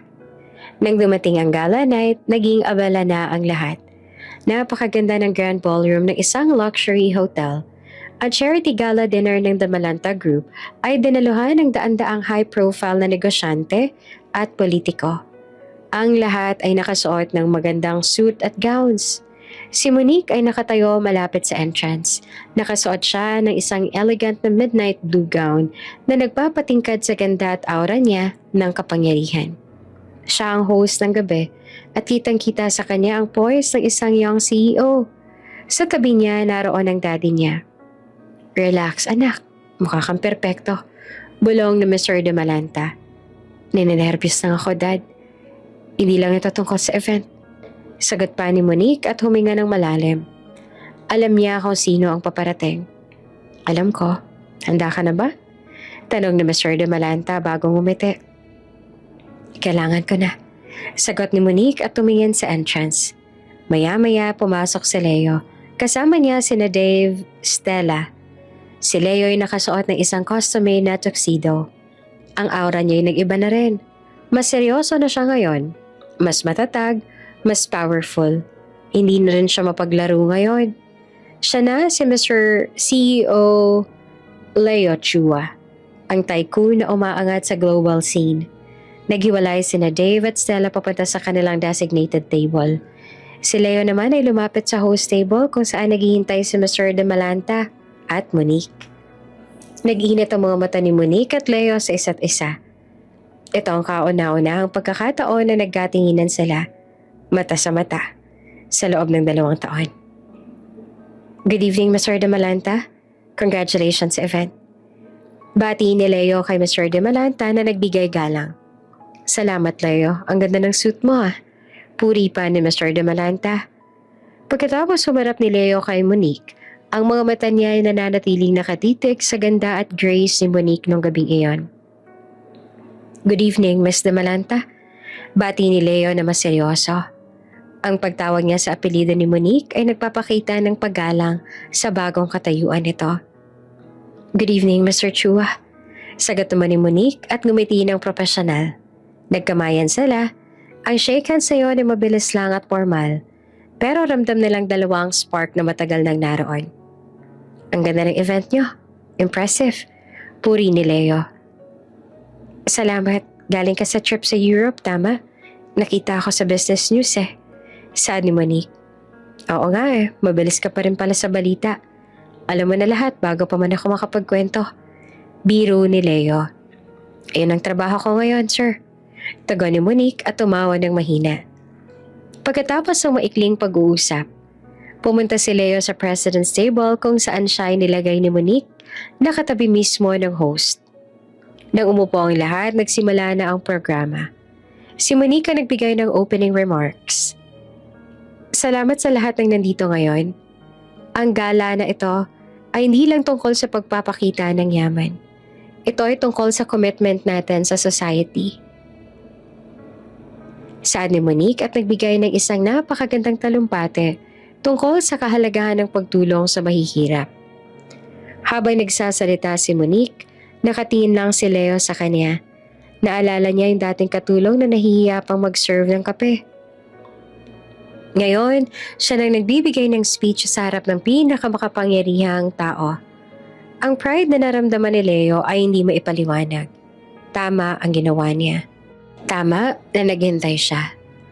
Nang matapos ang talumpate, umupo si Monique. Tumahimik ang ballroom at nagbigay ng standing ovation ng lahat at kasama na roon si Leo. Ang galing mo, Mr. Malanta. Bulong ni Leo. Salamat, Mr. Chua. Sagot naman ni Monique bago ngumiti kay Leo. Sa gitna ng hapunan, nagkaroon sila ng pagkakataon na mag-usap ng mas personal. Leo, kamusta na si Stella at Dave? Tanong ni Monique. Ayun, masaya-masaya sila. Humble na si Stella.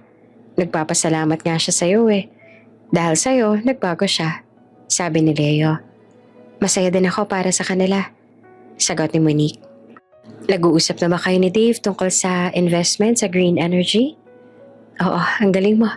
Sa loob ng 2 taon, naging master ka na ng negosyo. Sabi ni Leo. Ikaw din.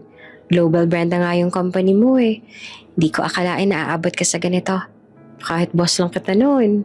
Biro pa ni Monique. Ginawa ko yan para sa isang tao. Sabi ni Leo at tumingin sa mata ni Monique. Bumilis naman ng tibok ng puso ni Monique nang sandaling magtama yung mata na lang dalawa. Ginawa ko yan para maging karapat-dapat sa'yo. Naghintay ako, Monique. 2 taon. Hindi ako nakipag-date kung kani-kanino Sinunod ko yung sinabi mo. Inihintay ko yung tamang panahon. Pag-amin ni Leo na seryoso. Huminga ng malalim si Monique bago namumula ang mukha na nag-iwas ang tingin. Leo, naghihintay din ako. Ibig sabihin ba nito ito na yung tamang panahon? Tanong ni Leo na puno ng pag-asa. Ngumiti naman si Monique. Ang ngiting matagal niya nang pinigilan. Ang ngiti ng katulong na umibig sa boss niya. Baka oo? Mahinang sagot ni Monique. Nang matapos ang programa, nag-alok si Mr. De Malanta ng toast. Si Monique at Leo, ang future ng business natin. Cheers! Nakipag-cheers ang lahat. Habang naglalakad palabas, magkatabi sina Monique at Leo. Monique, maaari ba kitang imbitahan na mag-lunch bukas? Hindi bilang business partners, kundi bilang Monique at Leo.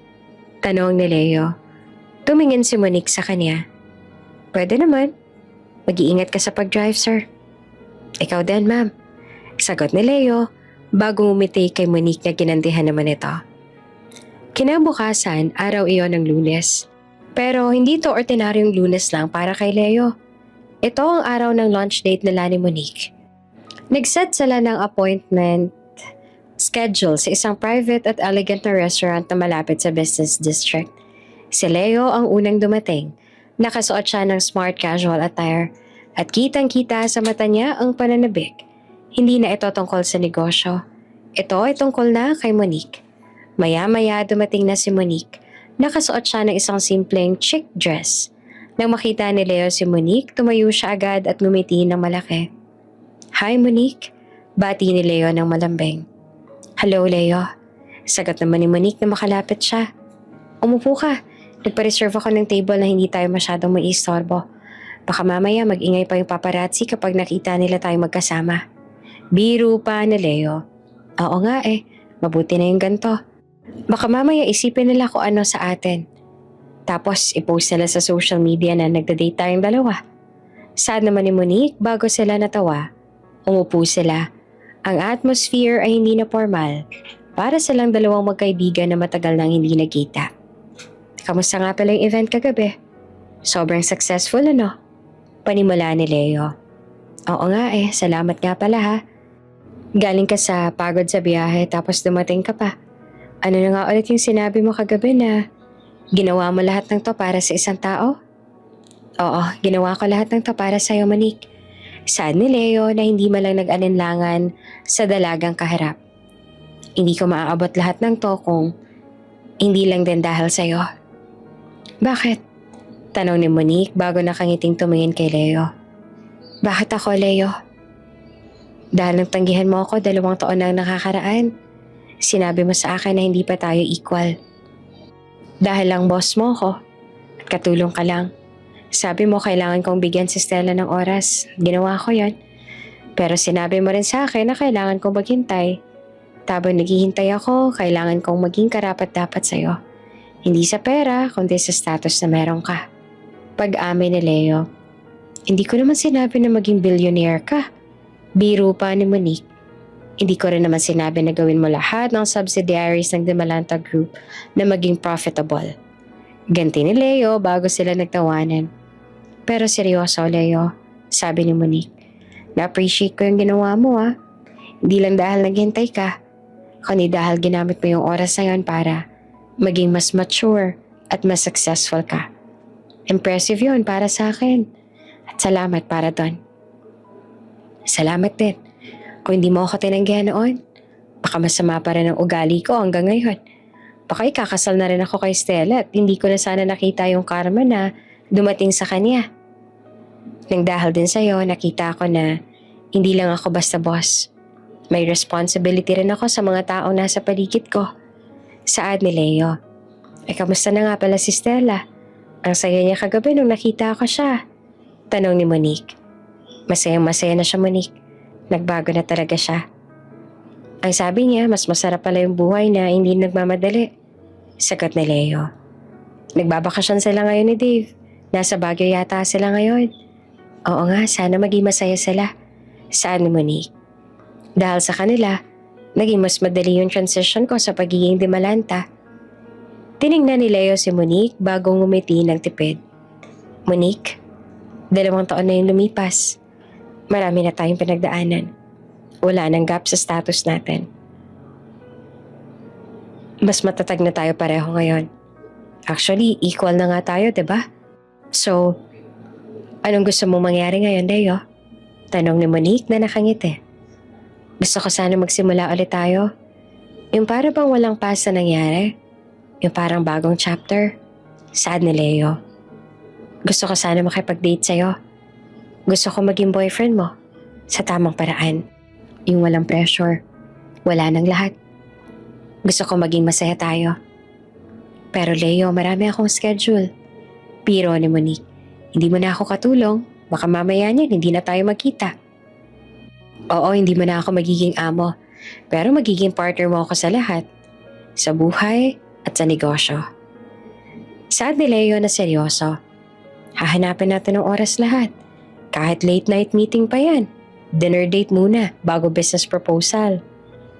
Gusto ko yan. Pero kailangan natin maging discreet. Saad ni Monique. Alam mo naman yung mga paparazzi.